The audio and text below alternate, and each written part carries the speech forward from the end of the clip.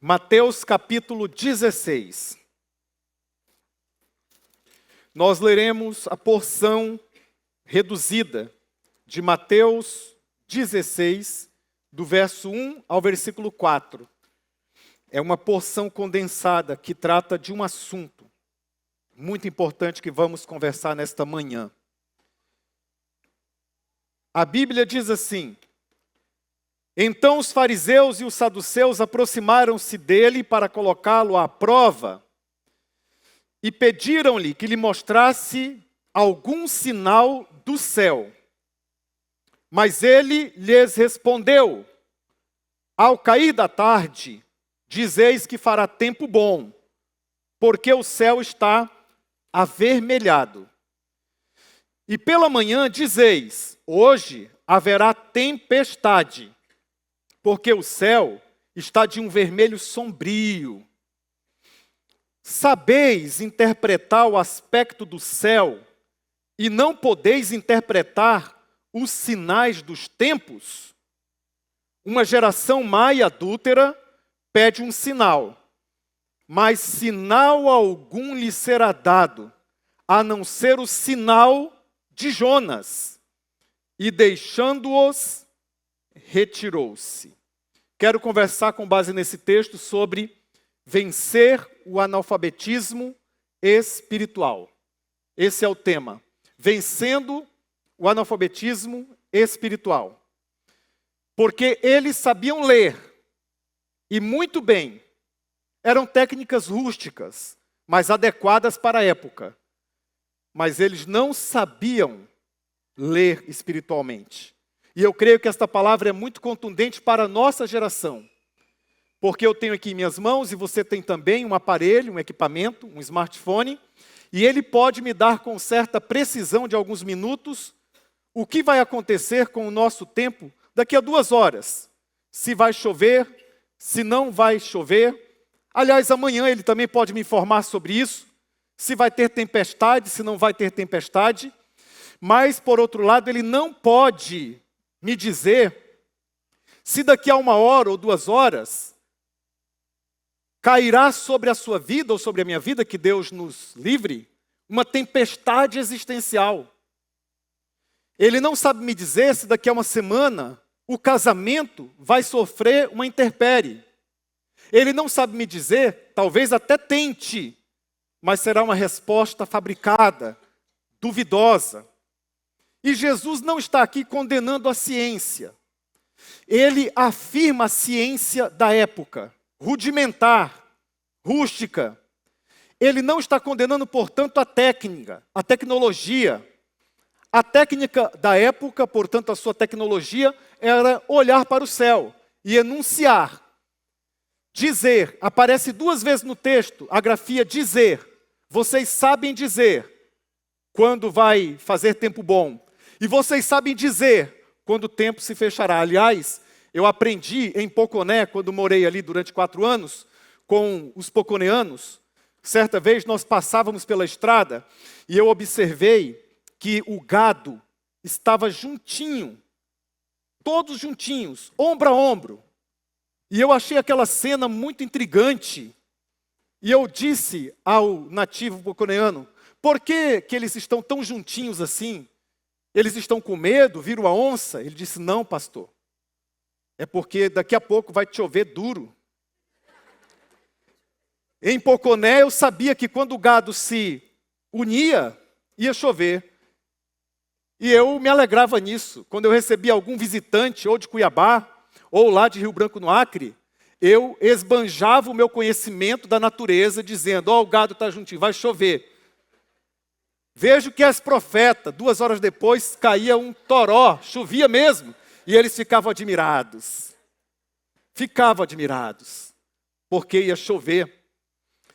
Jesus não está condenando a ciência da época. Ele está afirmando a ciência da época. Ele disse: vocês sabem dizer, vocês aprenderam, é um conhecimento empírico, é pela observação, é pela experiência. Vocês sabem ler os sinais dos céus.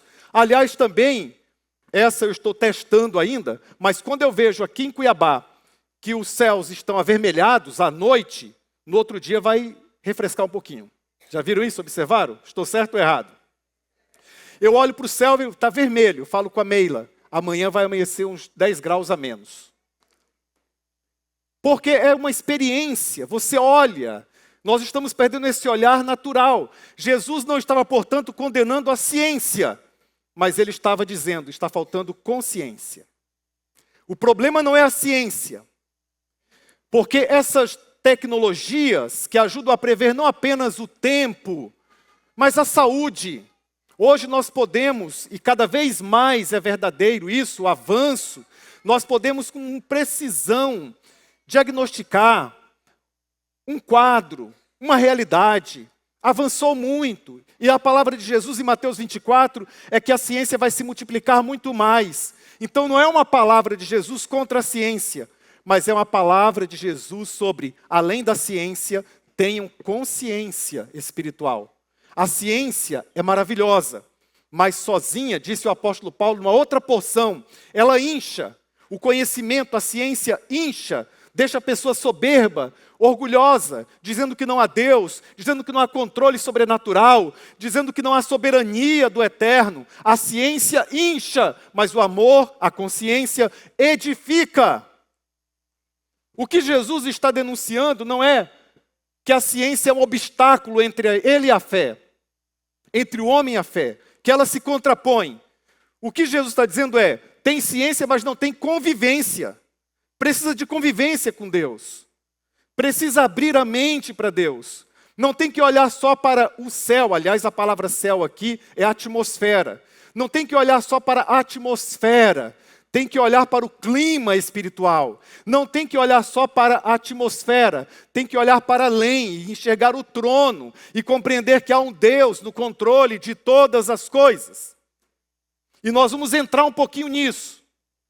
Mas antes eu quero chamar a atenção de vocês para uma realidade da cobeligerância. Cobeligerância é uma palavra bonita, mas significa algo muito simples. É lutar em comum, é uma luta conjunta. Porque aparece logo no início do versículo 1, então os fariseus e os saduceus aproximaram-se de Jesus para colocá-lo em teste. Vejam os irmãos, saduceus e fariseus eram inimigos declarados. Estavam em lados opostos. Fariseus e saduceus eram partidos políticos religiosos que defendiam pontos distintos, divergentes, irreconciliáveis em muitas estruturas. Os fariseus eram os paruches, eram os separatistas, eles cuidavam de todo o aspecto da lei, eles acreditavam em todo o Antigo Testamento, acreditavam nos profetas, acreditavam nos salmos, acreditavam em todo o Antigo Testamento, e eles eram guardiões da lei de Deus. Eles eram modelos à época de uma religiosidade pujante, de uma religiosidade característica, de piedosos.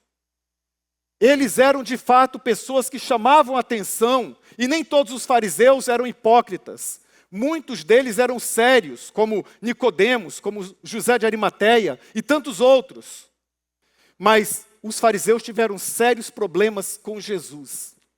Diversas vezes aparece no texto bíblico os embates entre Jesus e os fariseus.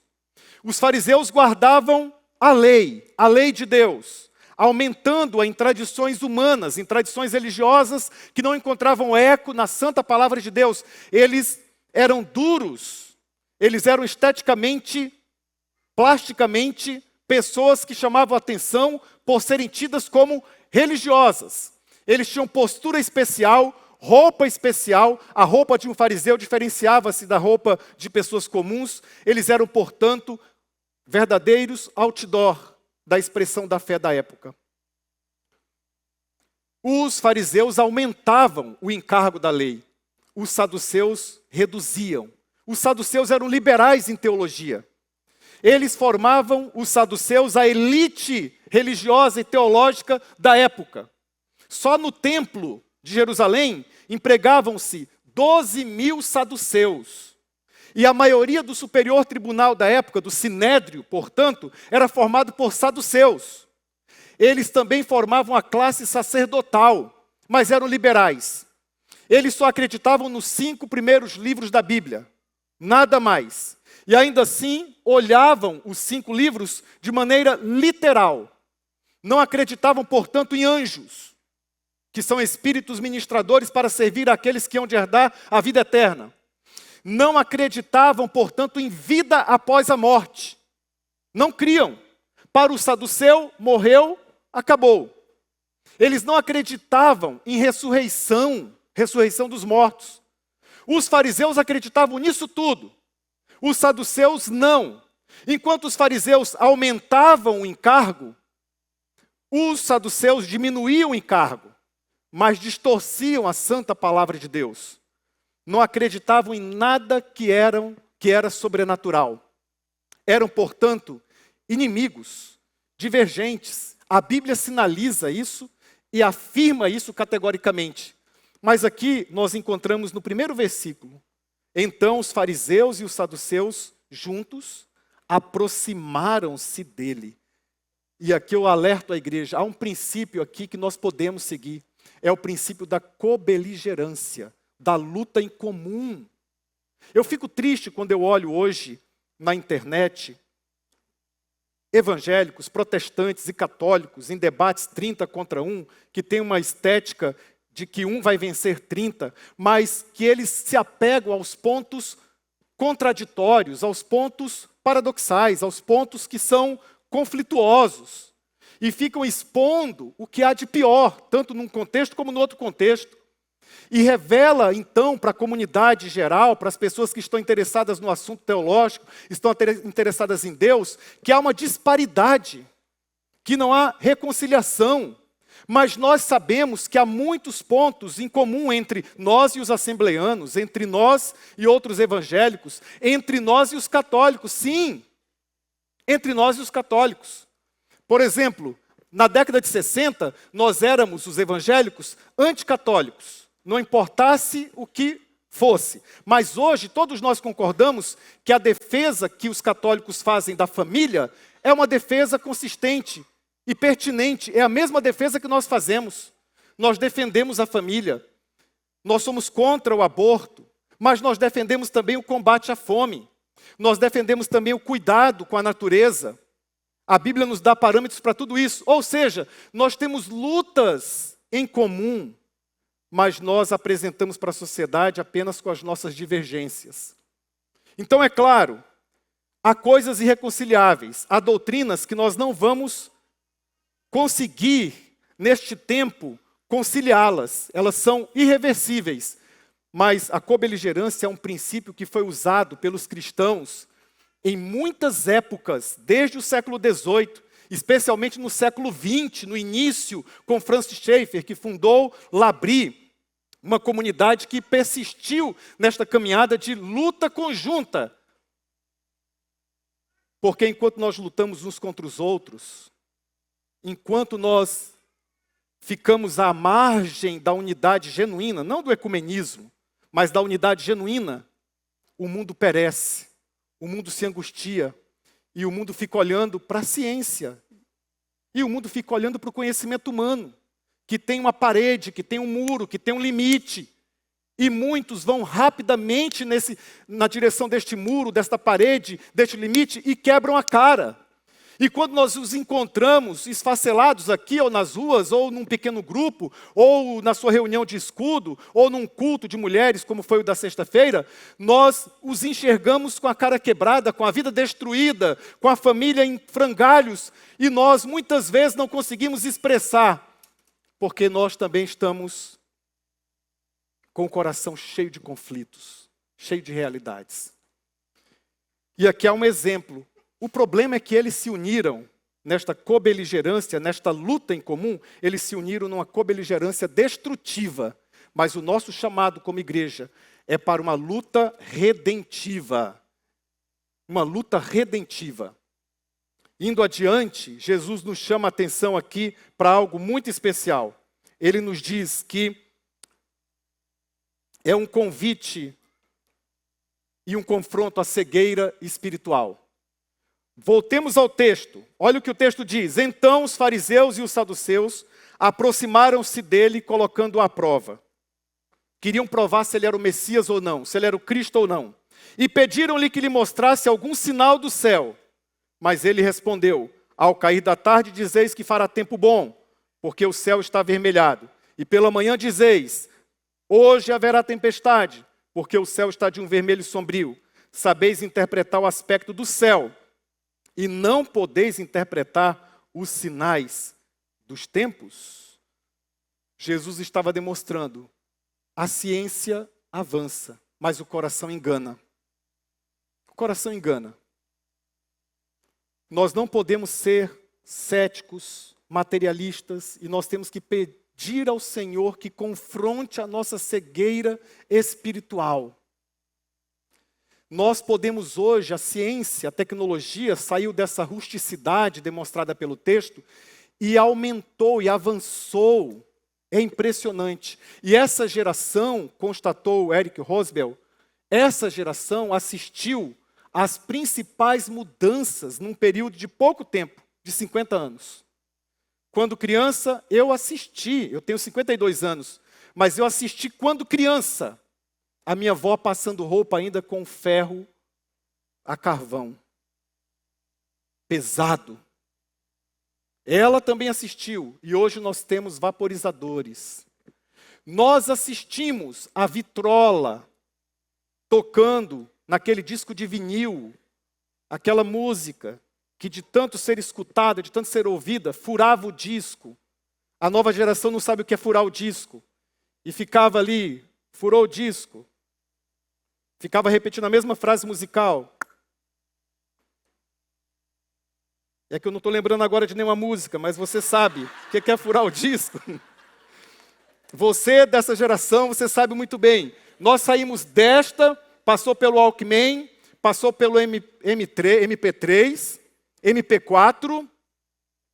O que mais? iPod, iPad. Me ajudem, gente. Cadê os jovens? Spotify e outras plataformas. Para o terror dos músicos. Nós assistimos métodos rudimentares da medicina. Talvez, não você com 52 anos, mas eu ainda sou da época que eu fui no médico, o meu médico querido, Dr. Medeiros, que ele falava: abra a boca, diga A. Chegava atrás, batia aqui e falava: diga 33. Depois os médicos da casa me expliquem por que esse número 33. Era uma magia, era alguma coisa? Não podia ser 34, era 33. É a idade de Cristo. Muito bem, pastor veio aqui em socorro, ajudou. Os médicos não precisam explicar, ele já explicou ali. E bate um martelinho aqui, bate outro aqui. Aí eu fui num médico há uns 5 anos e eu saí de lá animado. Uau, porque ele fez exatamente isso que eu tinha no Dr. Medeiros. Diga 33, eu 33 com alegria.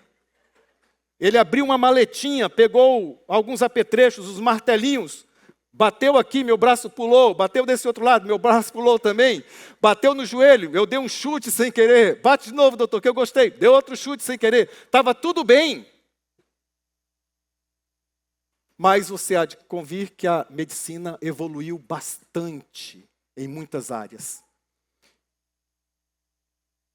Porém, nós conseguimos diagnosticar muitas enfermidades com precisão. Mas há tantas perguntas sem respostas dentro de nós. E Jesus está chamando a atenção para essa cegueira espiritual. Essa cegueira espiritual.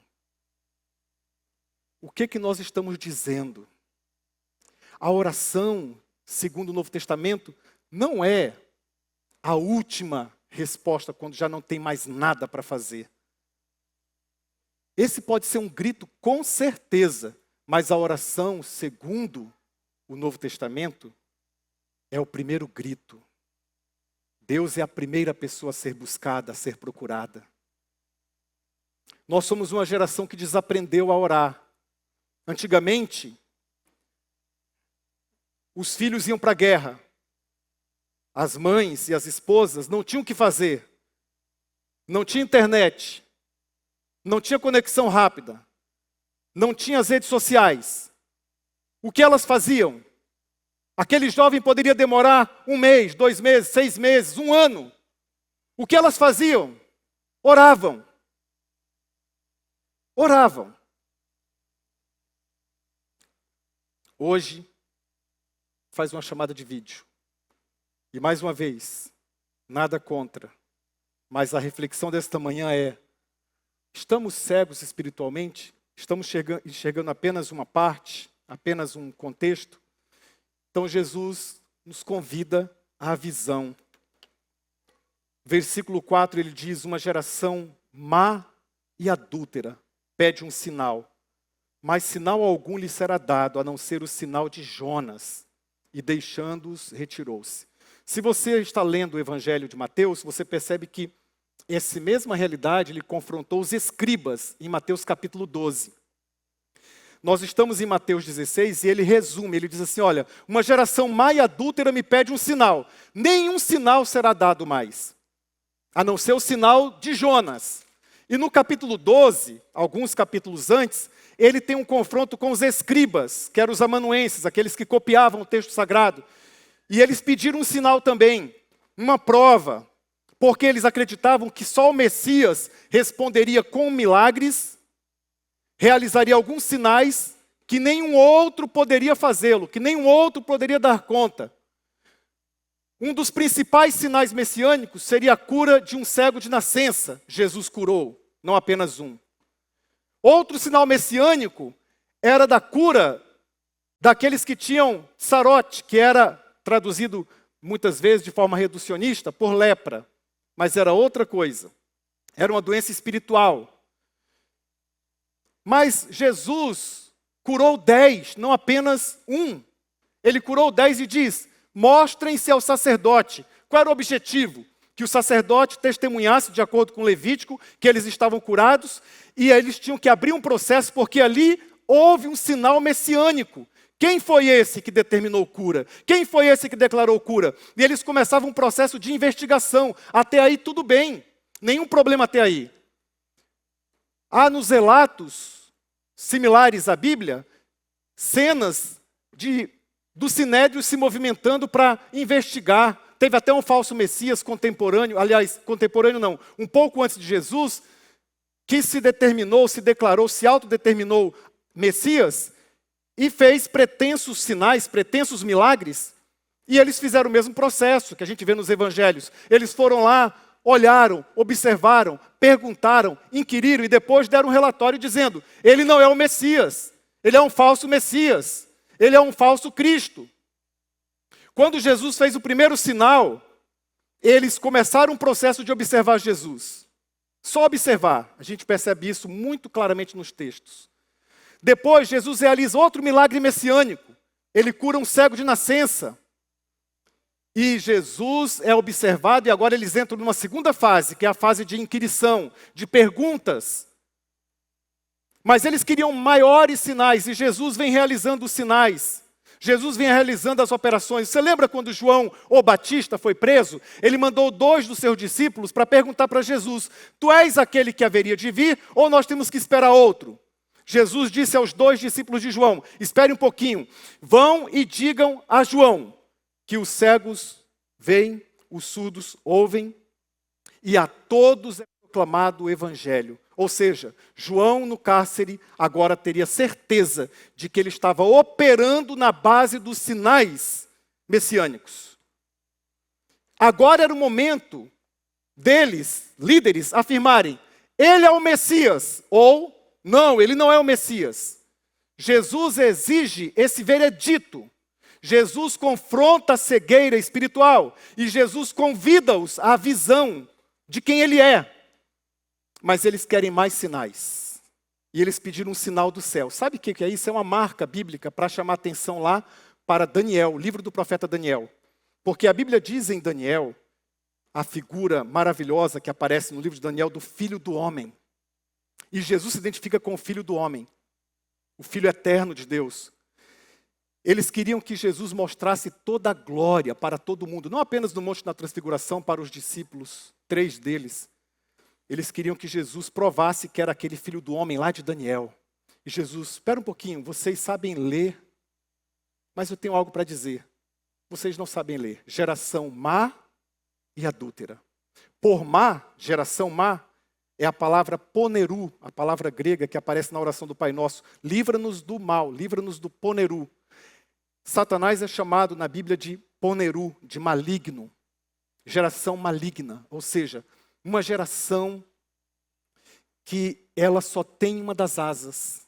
Perguntaram certa vez a W. Tozer, o que é mais importante, a oração ou a leitura da Bíblia? E ele disse, pergunte ao pássaro, o que é mais importante, a asa esquerda ou a asa direita?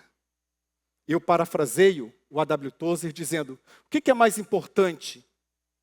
Desenvolver, saber, conhecer, interagir, ajudar as pessoas a partir dos dons, a partir do conhecimento, a partir da ciência, ou entender a consciência, ampliar a consciência, entender o sobrenatural? Pergunte ao pássaro o que é mais importante, a asa esquerda ou a asa direita. Geração má é geração que se atrela ao maligno.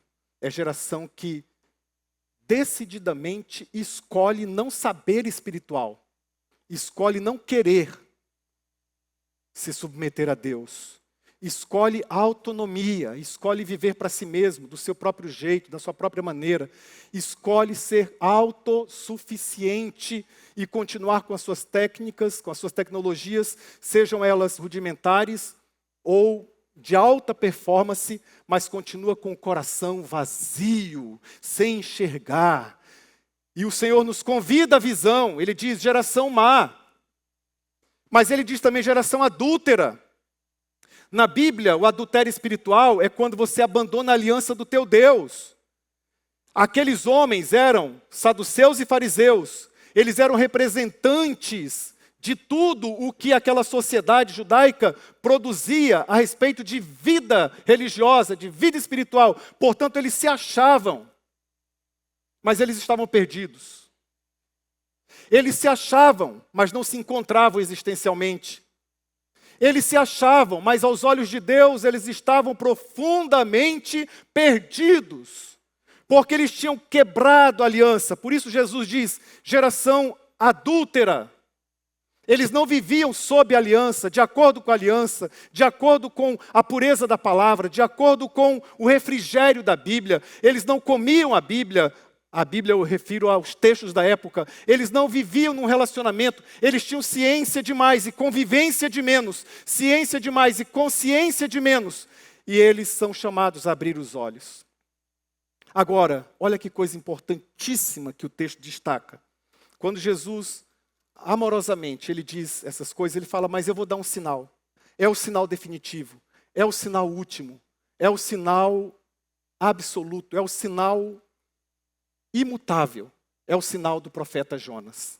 Claro que no capítulo 12 ele dá detalhes desse sinal. Aqui no 16 ele apenas cita. Mas no 12 ele explica que o sinal de Jonas é o seguinte. Assim como Jonas passou 3 dias e 3 noites no ventre do grande peixe, assim o filho do homem de Daniel, lembra do profeta Daniel? Assim o filho do homem, ele declarou-se Messias, quando ele faz essa afirmação.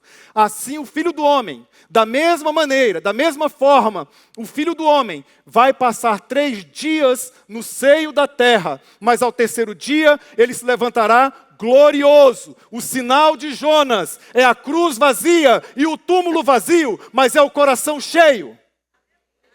Esse é o sinal do profeta Jonas. Ele estava dizendo que essa geração, a partir de Cristo, não precisaria mais de sinais pirotécnicos no céu, porque os sinais da época era a realização dos milagres messiânicos. Mas para nós, Mateus 24 diz que os sinais dos tempos para nós é o esfriamento do amor. Será que nós não estamos vendo o esfriamento do amor? Pela iniquidade se multiplicar no mundo, diz a Bíblia em Mateus 24, o amor de muitos vai se esfriar. É um sinal dos tempos. Nós estamos vendo esses sinais hoje? Sinais dos tempos, rumores de guerra. Ouvi falar de rumores de guerra. Mas pastor, isso sempre aconteceu, verdade. Terremotos, sempre aconteceu, verdade. Mas o que Jesus diz é que haveria um alinhamento de todos esses sinais. Ou seja, eles vão acontecer simultaneamente em várias partes do mundo. Em várias partes do mundo. Inimizades. Pessoas se tornando apóstatas. Apostasia é um outro sinal dos tempos. Nós estamos lendo esses sinais, irmãos. A vinda de Jesus se aproxima. Eis os sinais. Eis os sinais. É sobre isso que Jesus está falando. Para concluir, o texto começa dizendo assim no versículo 1. Então os fariseus e os saduceus aproximaram-se de Jesus. Mas com qual propósito? Colocá-lo em teste. Colocá-lo à prova. Depois dele ter feito muitos e muitos e muitos sinais. E o versículo 4, que fecha a porção, termina dizendo: e Jesus, deixando-os, retirou-se. São dois movimentos. Primeiro movimento, saduceus e fariseus se unem e aproximam-se. Olha o verbo. E aproximam-se de Jesus. Final da porção. E Jesus, deixando-os, retirou-se. Porque Jesus não tem tempo a perder com quem escolheu a plataforma da incredulidade. Não para amá-lo, mas para testá-lo o tempo todo. Jesus, esse é o Jesus que nós não conhecemos. O Jesus que deixa e se retira. Por que ele faz isso? Porque olha o propósito. Fariseus e saduceus aproximaram-se para testar a Jesus. Mas o que a Bíblia diz sobre a fé? Hebreus capítulo 11, versículo 6. Sem fé é impossível agradar a Deus, porque é necessário que os que se aproximam de Deus creiam que Ele existe e que é abençoador dos que o buscam. Eu fiz uma paráfrase desse texto. Sem fé é impossível agradar a Deus, porque é necessário que os que se aproximam de Deus creiam, em primeiro lugar, que Ele existe. E em segundo lugar, creio que eu existo para Ele, porque Ele abençoa os que o buscam. É uma paráfrase para me ajudar a entender essa porção. É necessário que os que se aproximam de Deus creiam em duas coisas. Primeiro, que Deus existe, Ele é real, Ele está presente neste culto. Ele recebe a sua oração, recebe o seu choro, recebe a sua angústia, a sua alegria e sua gratidão. Ele existe, mas também você precisa acreditar que você, meu irmão, existe para Deus. Deus acredita em você, mais até do que você acredita nele. Ele acredita, Ele valida a sua dor, o seu sentimento. Então nós vamos orar neste momento. Para que Deus abra os nossos olhos. Para que nós busquemos, sim, faz parte da esfera da soberania dEle, a ciência. Mas para que nós também, acima de tudo, busquemos a convivência. Ciência sem convivência ensoberbece. Ciência sem consciência é cegueira espiritual. Mas o conhecimento de Deus é poder do alto para nos dar salvação, nos dar novo vigor. Você pode saber muitas coisas, mas os bem-aventurados serão aqueles que, naquele grande dia, depositarão suas coroas aos pés do Salvador.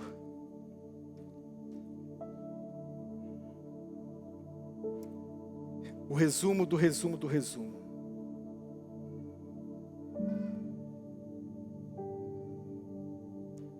É que você pode saber muitas coisas, mas a principal delas é saber que Deus sabe. Ele é onisciente. Ele conhece tudo. E conhece você por dentro, conhece teus sentimentos neste momento, conhece tudo sobre sua vida.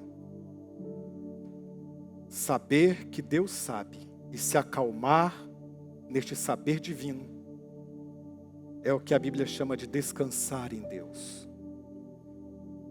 Pai, Ajuda-nos a descansar em Ti. Nós oramos em nome de Jesus, pedindo que a Tua graça seja sobre o Teu povo e sobre os Teus filhos. A graça de enxergar além das lentes do materialismo, porque disse Paulo, se nós esperarmos em Cristo só para esta vida, somos de todos os homens o mais digno de pena. Nós cremos no sinal de Jonas.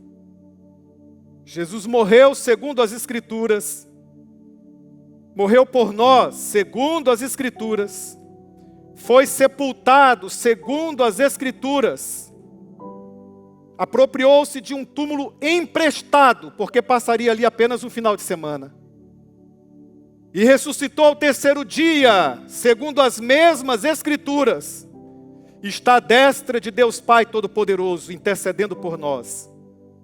E um dia, que glorioso dia, voltará, virá outra vez, como um relâmpago que sai do Oriente e se mostra no Ocidente. Assim será a vinda, o sinal da vinda do Filho do Homem. Ajuda-nos a abraçar de coração esse sinal, da cruz que ficou vazia, do túmulo que ficou vazio, para que o trono estivesse cheio e para que a nossa vida também fosse preenchida pelo Senhor e Salvador, que tem por nome Emanuel, Deus conosco. É no nome dele que nós oramos, no nome de Jesus. Amém e amém.